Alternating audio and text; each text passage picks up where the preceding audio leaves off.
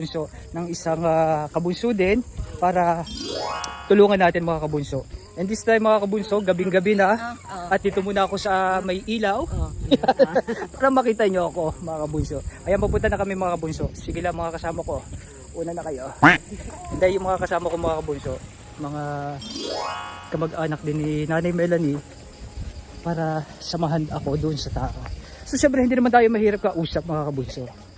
Pag nakakailangan yung tao, kailangan tulungan hanggat maaari, hanggat kaya, hanggat meron.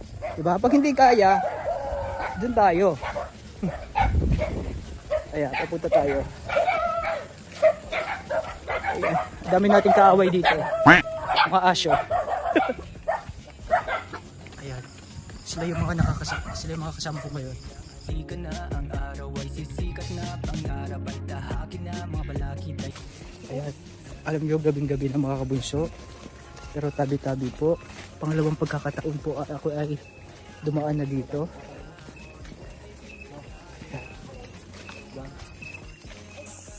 Ayan mga kabunso, medyo mahaba-haba yung lakarin namin pupunta sa kanila, pero kahit dilim na, sugod pa rin, may mga kasama naman doon. Pag mag-isa ka lang, baka hindi ko mapuntahan ito.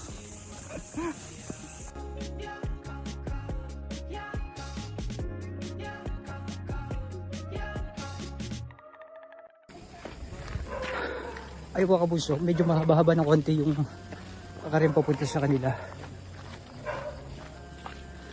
So hindi na tayo magdadalawang isip mga kabunso para tulungan pa sila. Kasi kailangan ng bata. Actually yung bata na pinakita sa mga kabunso ay nangangailangan din talaga ng tulong. Kaya tutulungan natin mga kabunso. Ang dami nating kaaway dito.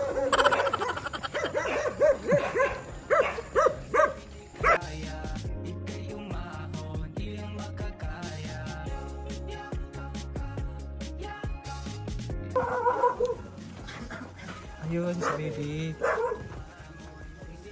So yun, dito na tayo mga kabunso. After mga ilang kilometro ba yung lakad natin?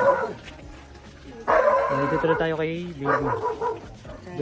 Actually, gusto rin kadali.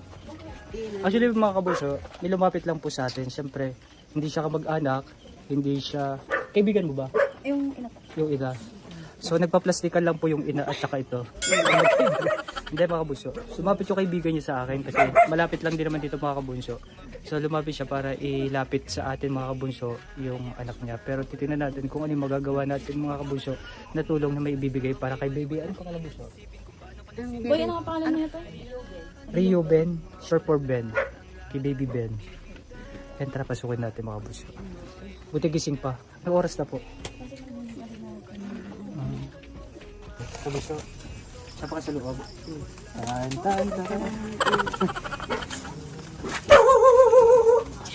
Hindi, dahil ito na po. Hindi, nakakaya naman. Nakakaya naman hindi ano yung... Hello. Hello, baby. Nagliligalig? Opo. Liga-liga at masakit ang... Walang po ano masakit sa kanya eh. Di pa lagi kayong ano? The same stress o ano? Puyat po. Ilang taon na yan? Nag-isang taon po siya nung 30, December 30 po. Bali, isang taon po siya at isang buwan ngayon. Di ba 30 po ngayon ng January po. Isang taon, isang buwan po siya. Kailan po siya nagsimula yung maging ano? Nakita po namin to nung magti 3 months po siya. Yung pong nakita na lumalaki po yung kanyang ulo. 3 months na. Opo. Tapos after yung 3 months po, pina-check up nila po. Opo. Yun nga po nagsabi yung anak ng asawa ko yung anak niya na ipacheck up mga panahon niyo po. Yung nga po sabi po may hydrocephalus na po siya. Ano sabi ho ng doktor? Nung huli po namin po na-check up, sabi tatawagan daw po kami. Hanggang ngayon po hindi pa rin kami nakatawagan. After po nun, hindi nyo na, yung kahihintay nyo po, hindi nyo na Parang, inilapit uli sa ano, sa doktor? hindi sa na po. ospital? Kasi nung inabis pang pabalik-balik sa Batangas sabi nga, pila kami ng pila. Hanggang sa ngayon, hindi pa rin po kami nakapag-kami. Siya lamang po yung ano? Ilan po anak nyo? Ano po? Yung sa akin po, ito po yung anak namin ng asawa ko. Isa lang po. Oo, pero may anak po ako sa una po. Isa mo nandito rin na. Opo, nandyan po sila. Hello. Ang dami ho nila doon. Mga ano po yung mga kalaro nila. Bahay niyo ho ito? Opo, yung asawa. Yun po yung asawa ko. Ah, Yun po. ano trabaho po? Ay, kayo po tayo. Sa